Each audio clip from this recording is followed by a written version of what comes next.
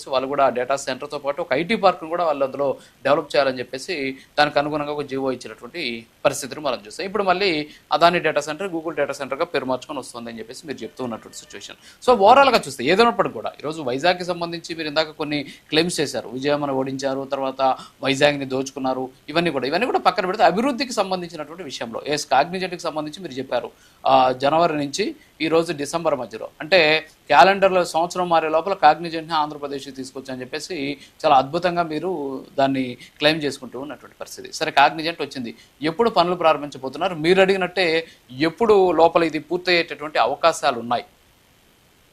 Sir, ఈ రాష్ట్ర ముఖ్యమంత్రి, ఈ రాష్ట్ర ఐటీ శాఖ మంత్రివర్యులు నిన్న 12వ తారీఖున విశాఖపట్నం ఇచ్చేసి ఆల్రెడీ భూమి పూర్తి చేసి స్టార్ట్ చేసిన చరిత్ర మీరు ఒకసారి లైవ్ లో చూడొచ్చు. నేను ఒకటి అడుగుతున్న విశ్లేషకుల గారికి ఇందాక ఒక మాట బాగా చెప్పారు. గౌరవ్ జగన్మోహన్ రెడ్డి గారికి నేను ఒక మాట అంటే సూటుగా, ఎందుకంటే ఈరోజు అడగాల్సి వస్తుంది.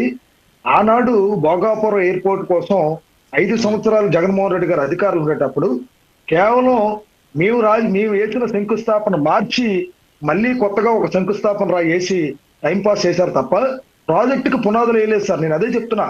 ఈరోజు కేంద్రంలో ఏవియేషన్ మినిస్టర్ గా రామ్మోహన్ నాయుడు గారు ఉన్నారు కాబట్టి ఈరోజు 89%, 89% ఈరోజు భోగాపురం ఎయిర్పోర్ట్ పూర్తి చేసుకోగలిగాం. 100% పూర్తి చేసుకోగలిగాం. రేపో మాపో మొదటి ఫ్లైట్ భోగాపురం నుంచి స్టార్ట్ చేయబోతున్నాం. నేను అడుగుతున్నా ఈరోజు, నేను ఒకటి, ఆ రోజు అమరావతి రైతుల కోసం ఇందాక సురేష్ గారు ఒక మాట చెప్పారు. 5 సంవత్సరాల పాటు అమరావతి రైతులు రోడ్లెక్కి మాకు జగన్మోహన్ రెడ్డి వద్దురా బాబు మొర్రో అని చెప్పి ఆమర నిరాదీక్షలు చేస్తే ఆ రోజు వీడియోలు తీసుకొని లైవ్ టెలికాస్ట్లు పెట్టుకున్న చరిత్ర ఆ రోజు జగన్మోహన్ రెడ్డి కాదా? నేను అడుగుతున్నా. ఆ రోజు బయటికి రావాలంటే అమరావతి నుంచి మన అసెంబ్లీ నుంచి జగన్మోహన్ రెడ్డి గారు ఇంటికాలకి వెళ్ళాలంటే పరదాలు కట్టుకొని వెళ్ళిన చరిత్ర మర్చిపోయారు అని అడుగుతున్నా. నేను ఇవన్నీ వాస్తవాలు సార్, ఇందులో ఏది నేను అబద్ధం చెప్పట్లా. ఈరోజు ఫ్రీడమ్ ఆఫ్ ఫైట్స్ ఈరోజు ఫ్రీగా, ఇందాక పాపం ఆయన జనసేన నాయకులు ఒక మాట చెప్పారు. ఈరోజు 50 ఎకరాల భూమి ఇవ్వలేక రైల్వే జోన్ తీసుకురాలేకపోయారు ఆనాడు. నేను అదే అడుగుతున్నా. ఈరోజు వాస్తవాలు ప్రజలకు తెలియజేయండి. ఈ రాష్ట్ర ప్రజలకు కావాల్సింది వాస్తవాలు.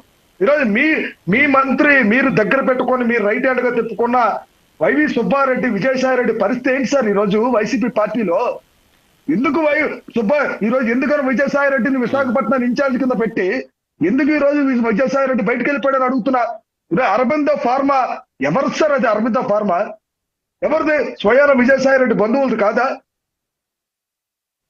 సొంత కూతురుది కాదా? ఈరోజు విశాఖపట్నంలో ఏదైతే రుషికొండ దగ్గర దోచుకున్న భూములు కట్టబెట్టారని ఆనాడు చూడలేదా? మేము అడ్డుకోకపోతే ఈరోజు ఏం జరిగేది? ఆనాడు మేము అడ్డుకోకపోతే ఆ రోజు మా మీద 14 కేసులు పెట్టారు సార్ నా మీద. ఆ రోజు వైసీపీ గవర్నమెంట్ 5 సంవత్సరాలు అధికారులు ఉండేటప్పుడు 14 కేసులు నేను ఎదుర్కొన్నాను. ఆ రోజు నేను ఫైట్ చేయకపోతే పరిస్థితి ఏంటి సార్ అని అడుగుతున్నా. ఎన్నిసార్లు వచ్చారు సార్ జగన్మోహన్ రెడ్డి గారు రాష్ట్ర ముఖ్యమంత్రి ఉండి? కేవలం 13 సార్లు మాత్రం విశాఖపట్నం వచ్చారు. కేవలం 1 సంవత్సరంలో నారా చంద్రబాబు నాయుడు గారు ఇప్పటికి 16 సార్లు విశాఖపట్నం ఇచ్చేశారు. ఎవరు సార్ రాష్ట్ర ముఖ్యమంత్రి? ఎవరు సార్ అభివృద్ధి కోసం ఆలోచించే మంత్రి? నేను అడుగుతున్నా. ఆ రోజు వోక్స్వ్యాగన్ కంపెనీ అచ్యుతాపురం తీసుకొస్తానంటే ఆ రోజు అడ్డుకొని స్వర్గీయ రాజశేఖర రెడ్డి గారు మరి ఎక్కడికి వెళ్ళిపోయారో నాకైతే నేను చెప్పను కానీ మరి ఆ రోజు వోక్స్వ్యాగన్ కంపెనీ వెనక్కి పంపించేసి శ్రీలంక కంపెనీతో డీల్ సెట్ చేసుకుని బొత్స సత్యనారాయణ వీళ్ళందరూ ఆ రోజు మళ్ళీ అక్కడ బ్రాండిక్స్ కంపెనీ తీసుకొచ్చింది వాళ్ళు కాదా అని అడుగుతున్నా నేను. ఆ రోజు వోక్స్వ్యాగన్ కంపెనీతో మనకు ఎంఓ అయ్యి పూర్తిగా అన్ని భూమి పూజ చేసి శంకుస్థాపన చేస్తే ఆ రోజు మళ్ళీ చెరగొట్టింది వీళ్ళు కాదా? వైసీపీ నాయకులు కాదా? నేను అడుగుతుంది, నిజంగా జగన్మోహన్ రెడ్డి గారికి చిత్తశుద్ధి ఉంటే, నిజంగా వైసీపీ నాయకులకు చిత్తశుద్ధి ఉంటే గత 5 సంవత్సరాల్లో ఈ రాష్ట్రంలో మీరు ముఖ్యమంత్రిగా పనిచేశారు. అనేక మార్లు ఇతర దేశాలకు వెళ్ళారు, అనేక మార్లు వెళ్ళారు. మీకు కూడా ప్రపంచం మొత్తం మీద పెద్ద పెద్ద పెట్టుబడిదారులు మీ అందరికీ తెలుసు కాబట్టి మేము ఆహ్వానిస్తాం, మీరు రండి. స్వయాన నారా లోకేష్ గారు, నారా చంద్రబాబు నాయుడు గారు, నరేంద్ర మోడీ గారు మేము మిమ్మల్ని ఆహ్వానిస్తాం. మీరు ఏదైనా నిజంగా మీకు దమ్ము ఉంటే ఏదైనా కంపెనీని తీసుకురండి. దాని మీద వైఎస్ జగన్మోహన్ రెడ్డి గారు తీసుకొచ్చిన కంపెనీ అని చెప్పి పెద్ద టైటిల్ పెట్టి రాస్తాం. అంతే తప్ప మేము ఆహ్వానిస్తున్నాం, మీకు దమ్ముంటే మీరు ఇప్పుడు కూడా తీసుకురండి పెట్టుబడి, పలానా కంపెనీని మేము తీసుకొస్తున్నాం, దాని ద్వారా మీకు 100 మందికి 200 మందికి ఉద్యోగాలు దొరుకుతాయి, నారా చంద్రబాబు నాయుడు గారికి ఆ కంపెనీని తీసుకొచ్చి అప్పచెప్పాలని చెప్పి చెప్పమనండి, వచ్చి మేము ఆహ్వానిస్తాం. అంతేగాని వాస్తవాలు మాట్లాడమని చెప్తున్నాను. నేను గతంలో 5 సంవత్సరాల పాటు మీరు విశాఖపట్నంలో ఎన్ని స్లాబులు కట్టారు? మీరు కట్టింది కేవలం జగన్మోహన్ రెడ్డి గారు ఉండడానికి విలాసవంతమైన భవనం కట్టారు. ఆ భవనం తప్ప చరిత్రలో రాసుకోవడానికి విశాఖపట్నంలో మీరు చేసింది ఏమీ లేదు. చరిత్ర పుటంలో మీరు చిరస్థాయిగా చేసింది ఏమీ లేదు. ఇది వాస్తవం, మీరు ఒప్పుకోవాలి. ఆ రోజు భవనాలు కూల్చుకోవడానికి సరిపోయింది తప్ప మీకు ఏదైతే తెలుగుదేశం పార్టీ నాయకులు భవనాలు కూల్చుకోవడానికి సార్ ఆ రోజు మీ క్వశ్చన్ కూడా గుర్తు చేయాలి సార్. ఈ సందర్భంలో గీతం కాలేజ్ ఏదైతే గీతం కాలేజ్ కి సంబంధించిన గోడలు కూడా ఆ రోజు కేవలం కక్షపూర్తమైన రాజకీయాలు చేసి గోడలు బద్దలు కొట్టారు సార్ వైసీపీ గవర్నమెంట్ లో. వాస్తవంగా మీరు అందరూ దీన్ని వినాలి. ఆ రోజు వాస్తవంగా జరిగింది. చాలా మంది ప్రాణాలు బిక్కుమనుకొని విశాఖపట్నంలో ఎక్కడైతే ప్రశాంతమైన వాతావరణంలో కడపకు సంబంధించిన రౌడీ విశాఖపట్నం వస్తారేమని చెప్పి భయపడి ఆనాడు విజయమ్మని ఇక్కడ నుంచి పంపేశారు సార్. నిజంగా చెప్తున్నాను, ఈ రోజు నేను వాస్తవం చెప్తున్నాను.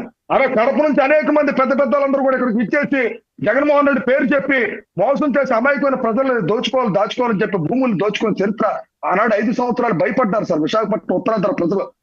కేవలం ఉత్తరాంధ్ర ప్రజలు అందువల్ల ఈ రోజు వాళ్ళు బయటకు పంపించారు. ఇప్పుడు ఒకటి రామ్మోహన్ నాయుడు గారు, ఒక్క నిమిషం. రామ్మోహన్ నాయుడు గారు, ఎస్ రామ్మోహన్ నాయుడు గారు ఒక ప్రశ్న అడుగుతాం మిమ్మల్ని, మీరే ఆన్సర్ చెప్పాలి.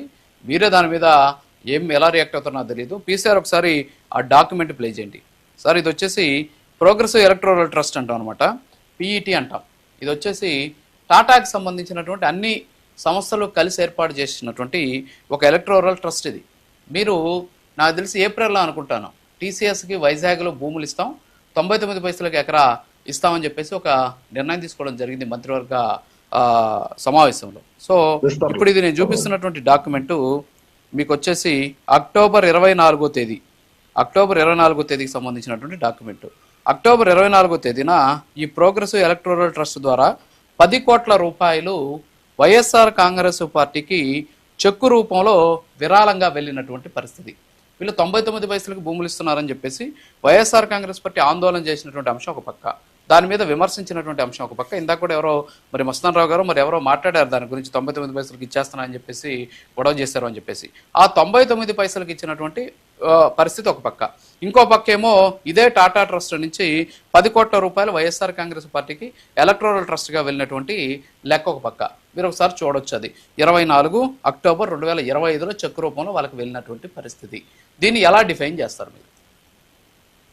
సార్ ఖచ్చితంగా 2025 అంటే మనం రూలింగ్ లో ఉన్న గవర్నమెంట్ సార్ 10 లక్షల రూపాయలు చెక్కు ద్వారా డిఫైన్ చేసి వెళ్ళింది అంటే ఖచ్చితంగా ఏ ఇయర్ లో జరిగింది సార్? అది మీరు ఒకసారి ఆలోచన చేయండి. 10 కోట్లు అండి. ఇప్పుడు 90 పైసలకి 10 కోట్లు అదే 10 కోట్ల రూపాయలు వెళ్ళిందంటే 2025లో వెళ్ళింది అంటున్నారు కదా డిఫైన్ చేసి. మీరు నేను అదే క్లారిటీ చెప్తున్నా మీకు. అది గతంలో ఎప్పుడు జరిగింది, ఎందుకు టాటా ఎలక్ట్రానిక్స్ వాళ్ళతో మనం అనుసంధానం చేశాం?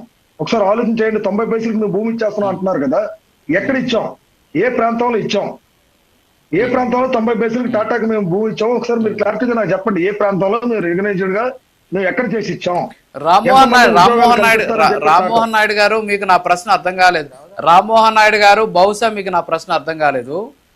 ఏప్రిల్లో మీ ప్రభుత్వం టీసీఎస్ కి అంటే టాటా కన్సల్టెన్సీ సర్వీసెస్ కి వైజాగ్ లో 99 పైసలు ఎకరాలకు ఇస్తామని చెప్పేసి ఒక నిర్ణయం తీసుకోవడం జరిగింది. ఏప్రిల్ తర్వాత నుంచి మనం లెక్కేస్తే May, June, July, August, September, October 6 నెలలకి వైఎస్ఆర్ కాంగ్రెస్ పార్టీకి 10 కోట్ల రూపాయలు అదే టీసీఎస్ కంపెనీ ఉన్నటువంటి ఈ పిఈటి ట్రస్ట్ ఏదైతే ఉందో ప్రోగ్రెసివ్ ఎలక్టోరల్ ట్రస్ట్ నుంచి 10 కోట్ల రూపాయలు వాళ్ళకి వెళ్ళాయి. ఈ 10 కోట్లకి ఆ 99 పైసల ఆందోళనకి ఏమన్నా మధ్య ఏదైనా సంబంధం ఉందా, లేకపోతే ఇది రెగ్యులర్ గా జరిగేటటువంటి ప్రాసెస్ గానే మనం చూడొచ్చా? దీనికి ఆన్సర్ చేయండి సార్.